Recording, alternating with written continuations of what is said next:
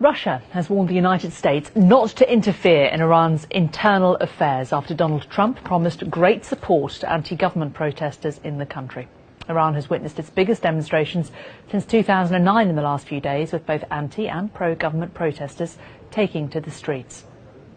Well, Prince Reza Pahlavi was the last, the last heir to the Iranian monarchy before it was overthrown in 1979, and he's lived in exile ever since. He's urged President Trump to help protesters gain access to the internet after reports that access has been further restricted. Well, he joins me now from Washington. Very good to talk to you, Prince Pahlavi. What goes through your mind when you see what is happening on the streets of so many of the towns in Iran at the moment?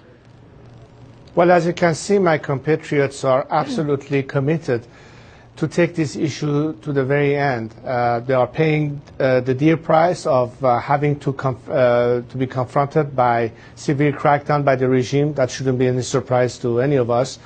But their resilience and their courage has to be admired. And I, for one, have been, of course, supporting them in every way that I can.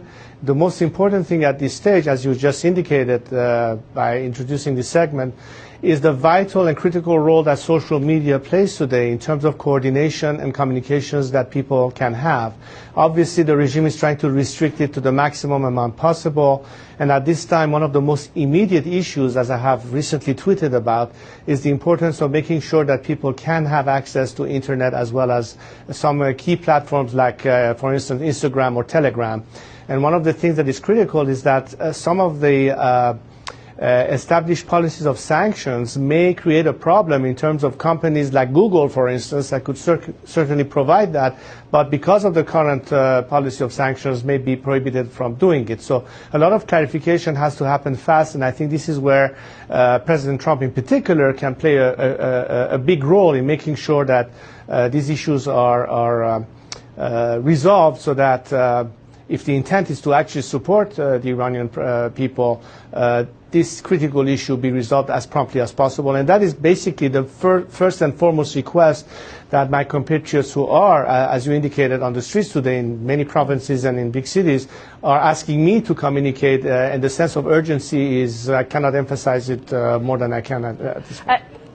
Moral support from President Trump for some of the protesters. What about financial support? There have been allegations that America is funding some of these protests. What do you think about that?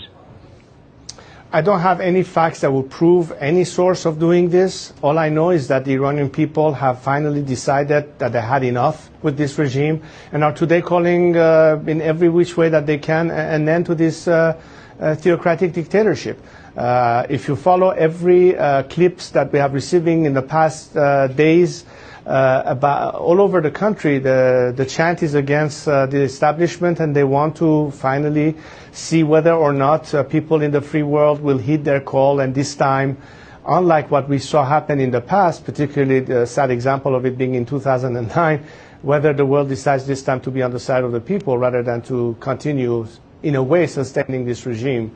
We have seen, as they have before. We have seen also quite a lot of pro-government demonstrations as well. I mean, they are organised, we know that, but there are still large numbers of the people on the streets in support of the government. Well, look, like forced elections where people are forced to stand up to vote against their will, because if they don't, for instance, they don't get a stamp on their ID card if you're a student to be able to continue your studies, or if you're a government employee, if you do not vote, then you are basically fired from your job. A lot of things in this system has been coerced all along, and of course orchestrated demonstration by the regime is one of the most classical things any totalitarian system will say. I'm sure you in the media are not in any form or shape fooled by it. The important thing is to really hear what the people of Iran are saying today, and I think they've been quite vocal, and this is where I think the role of media in particular is critical at this juncture, to make sure that decision makers around this world actually hear the message of the people and not only the rhetoric and the spinning of the regime itself and its instrument of propaganda.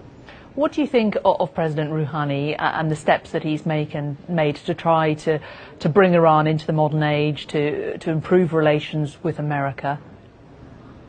Let's assume for a second that there would be some sincere elements in this regime. I don't believe that for a second, but let's assume that.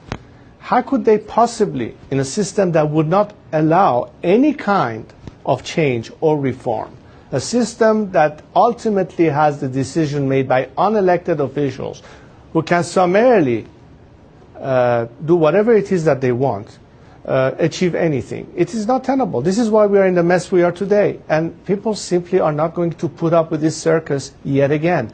It doesn't matter who is there. The system has failed.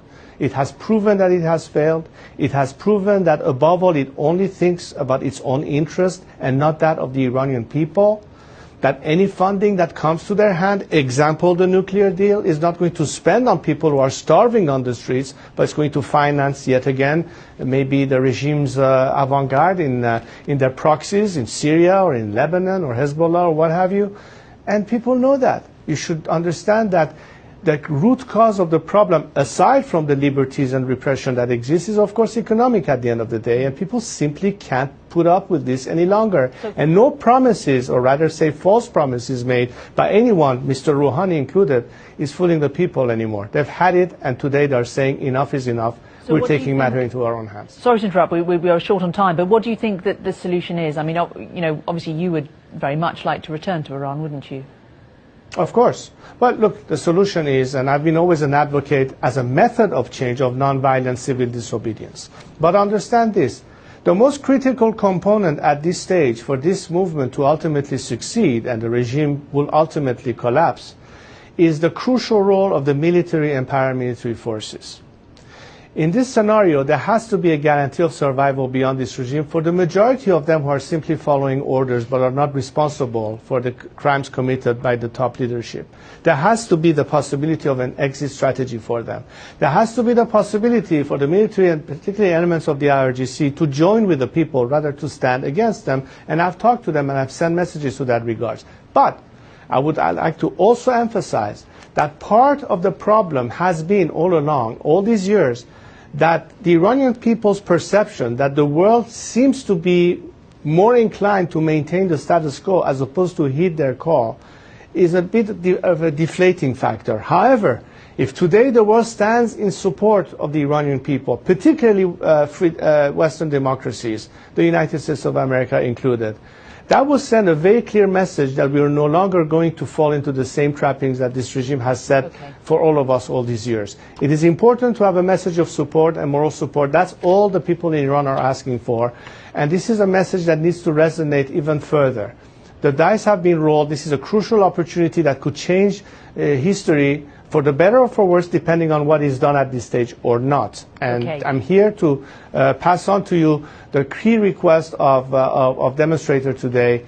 Are you with them or we are against them? That needs to be clarified at this stage. We're going to leave it there. We're out of time. Prince Reza Pahlavi, thanks very much for joining us.